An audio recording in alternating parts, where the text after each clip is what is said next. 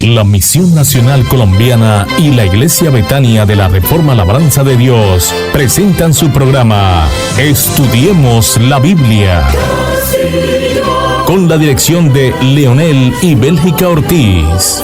Este es un programa para profundizar en las verdades de Dios. Estudiemos la Biblia, con un enfoque de la Iglesia Reformada en Colombia. Este es su programa Estudiemos la Biblia. Invita la Misión Nacional Colombiana y la Iglesia Betania de la Reforma Labranza de Dios. Nuevamente con ustedes y con un nuevo episodio de Estudiemos la Biblia. Es un privilegio que podamos encontrarnos una vez más alrededor de la palabra de Dios. Es nuestra oración que el Señor nos permita a todos, mientras estudiamos las Escrituras, fortaleza para nuestra fe, que transforme nuestro entendimiento y nos lleve a amar más a Cristo y a vivir para su gloria. Oremos. Padre Celestial, Dios de toda gracia y misericordia, hoy te suplicamos y te pedimos que nos ayudes con tu Santo Espíritu para que podamos leer y exponer con propiedad, conforme a tu voluntad, tu santa palabra. Que podamos mostrar a Cristo, mostrar el Evangelio, realmente dar tu mensaje a las personas que nos siguen. Te ruego que muevas a los miembros y asistentes de la Iglesia Betania de la Reforma Labranza de Dios de Villavicencio a estudiar la Biblia con nosotros por medio de este instrumento que tú nos has concedido. Haz que lo valoren, haz que lo aprecien, haz que lo usen y que aprendan, Señor, un poco más de tu bendita palabra. Úsame como tu instrumento. No soy nadie ni nada, pero a ti te ha placido en tu soberanía misericordiosa darme esta oportunidad de tratar de edificar a otros y transmitir el Evangelio a través de este medio. Úsalo para tu gloria. Eres tú, es tu poder, es el poder del Evangelio el que obra en las mentes y los corazones de los que escuchan. La fe es por el oír y el oír por la palabra tuya. Padre, ayúdanos en esta hora. Y llegó el momento de que muchos colombianos, Señor, te escuchen, te crean, te obedezcan, te honren, te glorifiquen, exalten a Cristo, vivan su fe.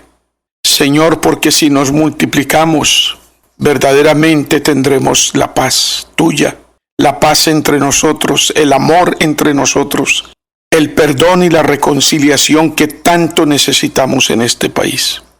Tu misericordia es grande, mayor que cualquier otra cosa en el cosmos. Señor, ayúdanos por tu bondad, por tu buena voluntad. Glorifícate a ti mismo en este país y ayúdanos a crecer y a multiplicarnos. Te suplico estas cosas, no en mis méritos, que no tengo, absolutamente no los tengo. Esto es cierto, Señor, en los méritos de tu Hijo, en su poder y en su gracia. Amén. Amados hermanos y amigos, como les decimos siempre, si este estudio ha sido de bendición para su vida, le animamos a compartirlo con otras personas. Nunca sabemos cómo el Señor puede usar una sencilla invitación para llevar a alguien a escuchar el Evangelio de Jesucristo. También será un gusto para nosotros recibir sus comentarios, responder sus preguntas y orar por sus necesidades. Para tal caso, puede escribirnos por WhatsApp a los números 311-480-9545 o 311-848-4052. Muchas gracias por acompañarnos. Es hora, queridos seguidores y estudiosos de la Biblia, que vamos a la bendita palabra del Señor. Abramos nuestras Biblias en Hechos 11, a partir del versículo 25. Que el Señor nos bendiga y nos ayude con su gracia para estudiar su bendita palabra. Hechos capítulo 11, versículos 25 al 30. Después fue Bernabé a Tarso para buscar a Saulo, y hallándole le trajo a Antioquía. Y se congregaron allí todo un año con la iglesia, y enseñaron a mucha gente, y a los discípulos se les llamó cristianos por primera vez en Antioquía. En aquellos días, unos profetas descendieron de Jerusalén a Antioquía. Y levantándose uno de ellos, llamado Agabo, daba a entender por el Espíritu que vendría una gran hambre en toda la tierra habitada, la cual sucedió en tiempo de Claudio. Entonces los discípulos, cada uno conforme a lo que tenía, determinaron enviar socorro a los hermanos que habitaban en Judea, lo cual en efecto hicieron, enviándolo a los ancianos por mano de Bernabé y de Saulo. Podríamos resumir lo que acabamos de escuchar con estas frases. Los discípulos son llamados cristianos por primera vez en la tierra. Cristianos, un nombre que debe verse en la vida de cada uno de los creyentes. También con la frase acerca de la descripción que se nos hace del socorro o la ayuda enviada a Judea. Hasta este momento, Lucas se ha referido principalmente a los seguidores de Jesús como discípulos, es decir, personas que siguen al Señor, aprenden de Él y viven bajo su enseñanza. Pero algo significativo ocurre en Antioquía. A los discípulos se les llama cristianos por primera vez, según el versículo 26 de lo que acabamos de leer.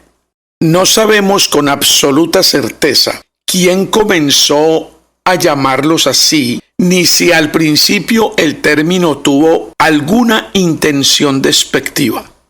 Lo que sí sabemos es que el nombre terminó identificando a aquellos cuya vida estaba tan vinculada con Jesucristo que podían ser reconocidos como los de Cristo. Matthew Henry llama nuestra atención precisamente sobre esto. No basta llevar el nombre de cristiano. Debemos poseer la realidad que ese nombre representa. Hay una gran diferencia entre llamarse cristiano y pertenecer verdaderamente a Jesucristo. Tengan en cuenta eso. Es muy diferente llamarnos cristianos a ser verdaderamente propiedad de Jesucristo. El verdadero cristiano es aquel que, por la gracia de Dios, ha creído en Cristo, descansa en sus promesas y procura vivir bajo su señorío. No se trata de alcanzar la salvación imitando moralmente a Jesús. Somos salvos solamente por gracia, mediante la fe y solamente por los méritos de Cristo. Es que, mis queridos estudiosos, en verdad el propósito es que imitemos a Cristo. Pero dígame, en esta vida, ¿qué ser humano puede vivir como Cristo vivió? Gracias a Dios, Él nos reemplazó aún en eso y vivió en perfección, reemplazándonos también a nosotros, haciéndolo por nosotros. Es ahí donde se finca nuestra fe. Ese es el ejercicio de fe que tenemos que hacer. Cristo, nuestro gran sustituto. Cristo, nuestra expiación. Cristo nuestra redención, Cristo nuestra santificación. Ese es el verdadero cristiano, el que descansa en los méritos de Cristo y no en los méritos personales. Efesios capítulo 2 versículos 8 y 9. Porque por gracia sois salvos por medio de la fe, y esto no de vosotros, pues es don de Dios, no para obras, para que nadie se gloríe. Queda absolutamente claro que somos salvos por gracia, es decir, gratuitamente. Y esto es por fe. Es lo que debemos creer de Dios, que murió por nosotros, que Él pagó la cuenta. Y el creer esto tampoco es de nosotros, es un don que Dios nos da.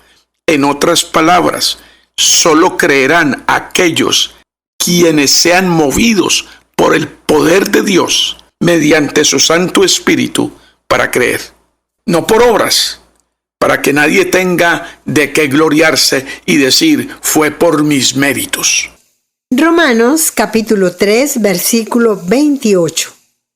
Concluimos pues que el hombre es justificado por fe sin las obras de la ley. El versículo es puntual, el versículo es clarísimo. No sé dónde está la dificultad para que entendamos que la salvación no es por méritos personales, no es por comportamiento moral o ético, sino por la fe, por gracia. La ética y la moral vienen como consecuencia de lo que recibo. Nada más. Esto es lo que se tiene que ver. Esto es lo que tiene que configurar el hecho de que a mí me llamen cristiano, que soy un hombre que me esfuerzo por ser correcto, recto, honesto y lo más puro que se pueda. Lucho con mi carne, sigo fracasando, sigo teniendo errores, pero Cristo me reemplazó. Y un día su obra en mí será concluida, será definitiva, será perfecta. Aunque el Evangelio es locura para el sofisticado y la cruz parece débil frente al poder de Roma, Pablo ve su mensaje con sabiduría y poder de Dios. El impacto vivificante y transformador del mensaje del Evangelio a través del Espíritu Santo es esencial debido a la esclavitud de la humanidad al pecado y a Satanás. Su culpabilidad, la culpabilidad del mundo delante de la justicia de Dios y su absoluta incapacidad espiritual por causa del pecado son cosas que nosotros vemos con claridad en nuestro diario vivir. Eso no se puede negar. La salvación es inmerecida. No tenemos capacidad para lograrla. Nos la regalan, pero alguien paga por eso. No es que no tenga costo, pero no es disfrutada de manera universal. Se recibe únicamente a través de la fe en Cristo. Y este don de creer no se le da a todo ser humano que ha existido, que existe o que existirá. Solo a los escogidos de Dios para ser parte de su pueblo. Pero esa misma gracia que salva también transforma la vida. El Evangelio es poder de Dios para todo aquel que en él cree. Efesios capítulo 2 versículo 10. Porque somos hechura suya, creados en Cristo Jesús para buenas obras, las cuales Dios preparó de antemano para que anduviésemos en ellas. Es bueno enfatizar esto.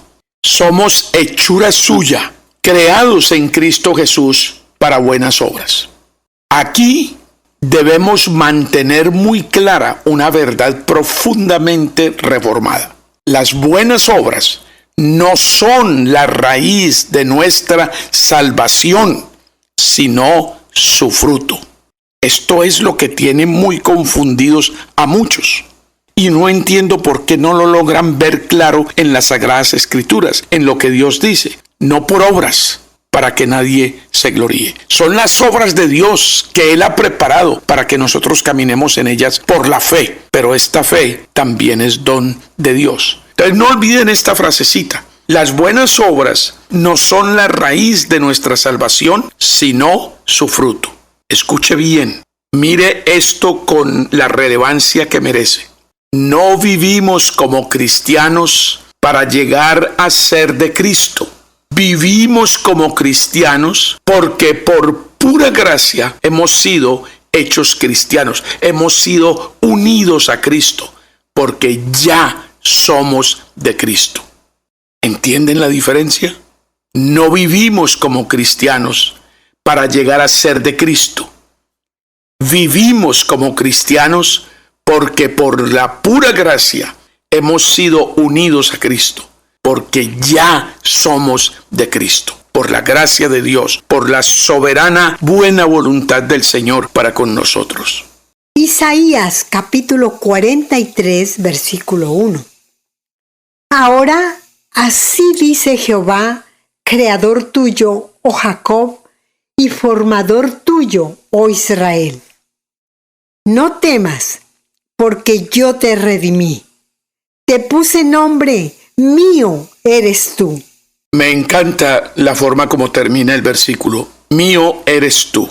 El Señor enseña, el Señor se revela, el Señor da dones, el Señor da gracia, el Señor redime a los que son suyos. Hay que averiguar, hay que pensar, hay que examinar, hay que escudriñar para que yo pueda recibir el testimonio de si soy o no soy. Isaías capítulo 44, versículo 21. Acuérdate de estas cosas, oh Jacob e Israel, porque mi siervo eres. Yo te formé, siervo mío eres tú. Israel, no me olvides. Juan Calvino insistía precisamente en que Cristo no puede ser recibido de tal manera que permanezcamos iguales. La unión con Cristo, decía Calvino, trae consigo tanto nuestra justificación como nuestra santificación. Por eso Pablo podía decir, con Cristo estoy juntamente crucificado y ya no vivo yo, mas vive Cristo en mí. Eso lo encuentran ustedes, recuérdenlo, lo hemos enseñado muchas veces, Gálatas 2:20, un versículo que deberíamos memorizar. Con Cristo estoy juntamente crucificado y ya no vivo yo, mas vive Cristo en mí. Gálatas 2:20, no lo olvide. De ahí la seria advertencia que encontramos en la reflexión de Matthew Henry cuando estudiamos su comentario de este pasaje. Llevar el nombre cristiano sin poseer la realidad aumenta nuestra responsabilidad delante de Dios. La profesión extrema de fe por sí sola nos salva. Mucha atención. El decir que yo soy cristiano solamente no me salva. Jesús mismo advirtió, no todo aquel que me dice Señor, Señor, entrará en el reino de los cielos. Ustedes saben lo que continúa en el versículo o en la porción, sino el que hace la voluntad de mi Padre que está en los cielos. Mateo 7:21 en adelante. Sería muy bueno que volvieran sobre ese texto. Mateo 7:21 y 22. La fe verdadera descansa únicamente en Cristo, pero nunca permanece sola. Produce frutos de obediencia, amor y santidad. Santiago capítulo 2 versículos 17 y 18. Así también la fe, si no tiene obras, es muerta en sí misma. Pero alguno dirá, tú tienes fe y yo tengo obras. Muéstrame tu fe sin tus obras, y yo te mostraré mi fe por mis obras. Y precisamente eso es lo hermoso del relato de Antioquía, de lo que estamos estudiando. El nombre de Cristo produjo frutos visibles que la gente podía ver, evaluar y analizar. Lucas no termina diciendo que en Antioquía comenzaron a llamarse cristianos. inmediatamente nos muestra cómo vivían aquellos cristianos. Cuando Agabo anunció que vendría una gran hambre, los creyentes de Antioquía no respondieron con indiferencia. Al enterarse de que sus hermanos de Judea sufrirían necesidad, cada uno conforme a lo que tenía, decidió participar con la ayuda. Eso está en el versículo 29. ¡Qué expresión tan sencilla y hermosa! Cada uno conforme a lo que tenía. No todos tenían, por lo menos no lo mismo, y por tanto no todos podían dar lo mismo, pero todos podían participar. La generosidad cristiana no consiste en competir para ver quién da más, sino en administrar fielmente lo que Dios ha puesto en nuestras manos. Este mismo principio aparece después en Pablo. Según lo que uno tiene, no según lo que no tiene. Segunda carta a los Corintios, capítulo 8, versículo 12. Porque si primero hay la voluntad dispuesta, será acepta según lo que uno tiene, no según lo que no tiene. Aquí aparece una de las evidencias más hermosas de la comunión de los santos. Aquellos creyentes eran gentiles en su mayoría. Los necesitados estaban en Judea. Había diferencia de procedencia, cultura y costumbres, pero en Cristo era una sola familia, asunto que nos cuesta hoy en la modernidad creer y aceptar. No nos consideramos familia, por lo menos no nos tratamos como tal. Pablo expresará posteriormente esta misma realidad. Así nosotros, siendo muchos, somos un cuerpo en Cristo y todos miembros los unos de los otros. Eso lo encuentran en Romanos 12:5, recuérdenlo. Y cuando un miembro sufre, los demás no deberían comportarse como espectadores. Si un miembro padece, todos los miembros se duelen con él. Eso es lo que dice 1 Corintios 12:26. Esto encaja perfectamente con la doctrina reformada de la comunión de los santos. Nosotros creemos en la comunión de los santos. Eso es lo que decimos en los credos y es lo que creemos por nuestro estudio de la palabra de Dios. La confesión de fe de Westminster enseña que quienes están unidos a Cristo también están unidos unos con otros y por esta razón deben compartir sus dones y recursos para el bien mutuo. No es simplemente solidaridad humana, es comunión que nace de nuestra unión común con Cristo.